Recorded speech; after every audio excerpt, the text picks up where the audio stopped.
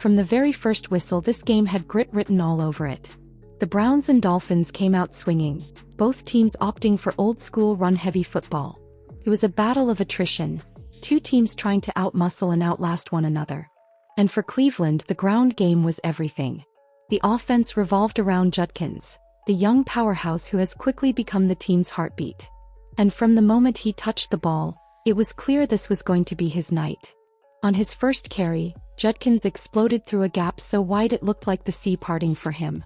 He bulldozed past defenders, broke tackles with pure strength, and stormed into the end zone with a touchdown that electrified the stadium. The crowd went ballistic, the sidelines erupted, and for the first time in weeks the Browns looked alive. But that was just the beginning. Over the next 4 quarters, Judkins ran with a mix of anger and elegance, cutting through Miami's defense like it was made of paper. He wasn't just playing football, he was making a statement. Every carry, every hit, every yard screamed determination. By the time the clock hit 0, Judkins had racked up 3 touchdowns, turning in one of the most dominant performances by a Browns running back in recent memory. And yet, even as he carried the offense on his back, another story was unfolding, one that exposed the team's biggest problem. Quarterback Dillon Gabriel looked completely out of sync. While the Browns' game plan clearly leaned on the run, there were moments when a competent passing attack could have blown the game wide open. But Gabriel couldn't deliver. From the opening drive, he looked uneasy, struggling under the Dolphins' relentless pressure.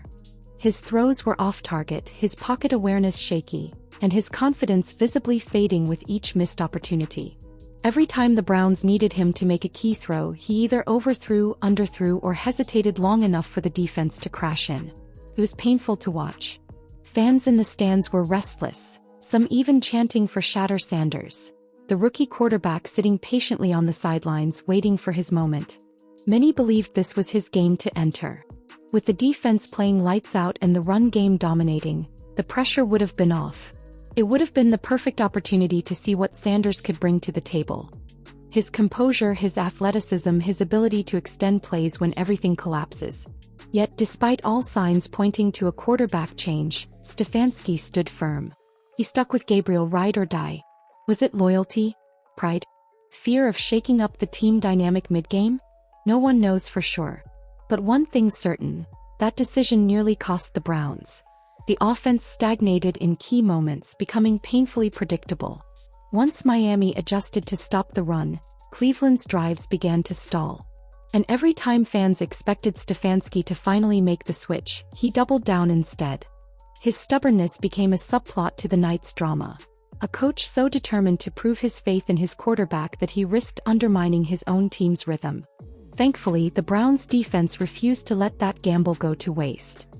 They were the silent enforcers, the unit that kept the game from spiraling out of control.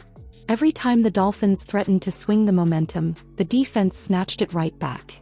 They were ruthless at the line of scrimmage, disciplined in coverage, and fearless in pursuit. And leading that charge, as always, was Myles Garrett. Garrett was a one-man wrecking crew. His presence was so disruptive that Miami's offense looked terrified every time he lined up across from them. He blew up blocking schemes, pressured the quarterback on nearly every dropback, and set the tone for the entire defensive unit. When the Dolphins tried to mount a late push, Garrett's ferocity shut the door. His leadership was undeniable, rallying teammates, firing up the sideline, and reminding everyone that defense still wins games. Without him, this could have easily turned into another crushing loss. But with him, the Browns had a wall that refused to break. Still, the uncomfortable truth lingers. The Browns won, but it didn't feel like the kind of win that inspires confidence. It felt like survival. Because beneath the celebration, there's a storm brewing around the quarterback position. And it's impossible to ignore. Dillon Gabriel's continued struggles are holding the team back. The fans see it. The analysts see it. Even the locker room must feel it. This team has playoff potential, but not if they're chained to an offense that can't adapt when defenses take away the run. Shedeur Sanders remains the great unknown, the wild card who might just be the spark the team needs. His poise under pressure and ability to improvise could give Cleveland the offensive flexibility they've been missing. Pair that with Judkins' dominant ground game and Garrett's monstrous defense, and you've got the formula for something special. But if the Browns keep ignoring the obvious, Their window for success could close before it ever really opens. The Browns' victory against Miami was both thrilling and frustrating. It reminded fans of the grit this team is capable of, but also exposed just how fragile that success is. You can't keep leaning on Judkins to carry the entire offense every week. You can't expect the defense to bail you out every time the quarterback falters. Eventually, something has to give. Either Stefanski adapts and embraces change, or this team risks collapsing under the weight of its own potential. So now the question is simple: how long can Cleveland afford to wait? Will Stefanski finally give Sanders the chance to prove himself? Or will he continue to gamble on a quarterback who's yet to show he can deliver when it matters most? The Browns are standing on the edge of something big, either a breakthrough or a breakdown. What do you think, Browns fans?